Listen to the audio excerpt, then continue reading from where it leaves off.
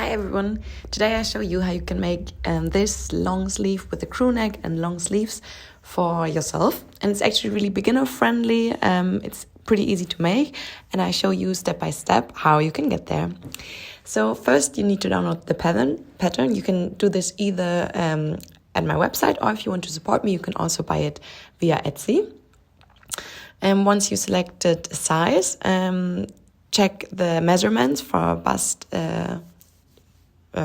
waist and hip to decide which size you need, and then download the pattern.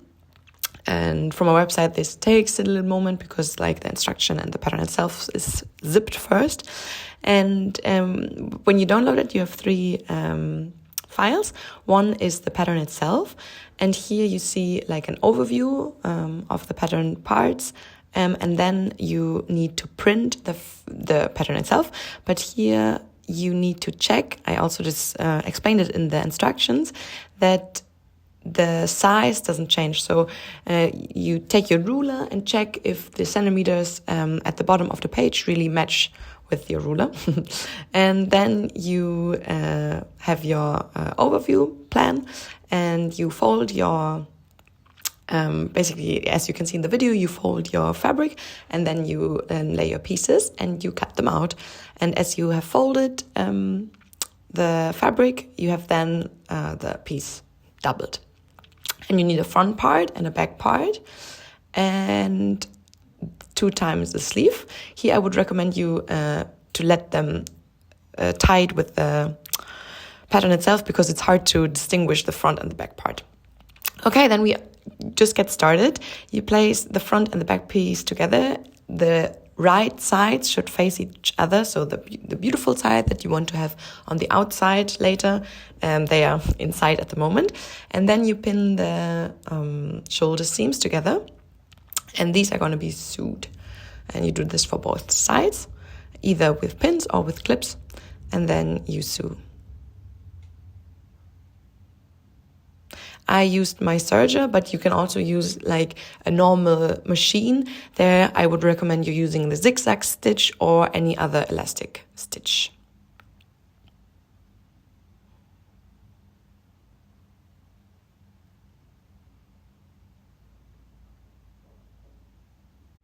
Okay, now we start attaching the sleeves. Left is the front part and right is the back part, so which is why important you should keep them to the instruction. And make sure that the front part goes to the front part of the bodice and the back part to the back part. You can see which one is the front by the bigger neckline. I've forgotten it. The bigger neckline is the front part, and there you attach your sleeve, also right side to right side, and make sure that the notch you have made when you cut out matches the shoulder seam. And then you pin or use your clips all around the armhole. And then you sew this line that you just attached with clips.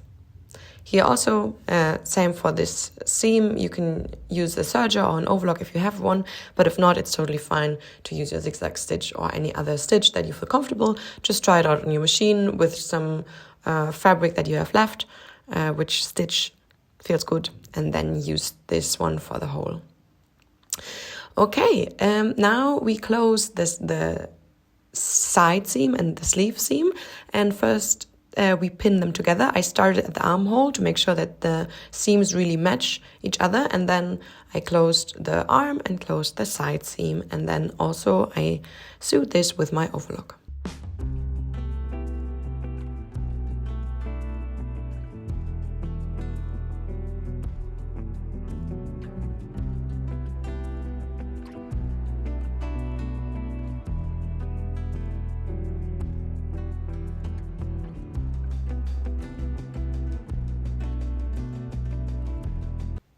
Here for the when you sew over seams you already made, you can help a little bit with a small pin or you repeat the same steps for the other side so that you have 2 sleeves. And now your main part is already ready. Now we do the collar, and therefore we fold the piece in half. Also right sides together, and pin and sew them together. Once you've done this, you need to fold the collar in half. And I tried to do this without pinning it first, but it was a mess, as you can see. So you want to attach your collar to your main part, and therefore you decide where exactly is the center from the back part, and this one I marked with a pin, and also the center of the front part. So therefore match the shoulder seams together and lay your fabric nice and evenly, and then determine where the center front is. And I also marked this one with a pin. And then, because I want the seam which I have on my collar, I want to be in the back so that it doesn't show on the front. And this one should be also then right side to right side, right sides to right side, pinned on the back. If this is really messy, you can also like close the collar first, so sew left side together. But I decided to do all in one step, but I needed to, as you can see here, first pin them together because the fabric did roll up.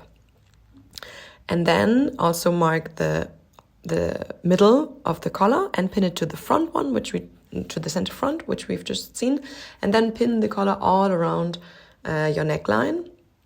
Try to do this evenly so that this does match up.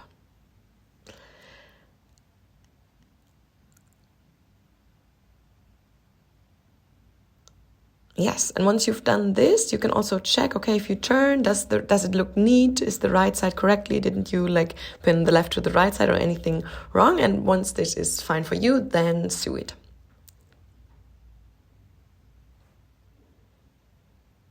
Attention when you use a serger or overlock, make sure that no needles are inside the foot, because this would damage your machine.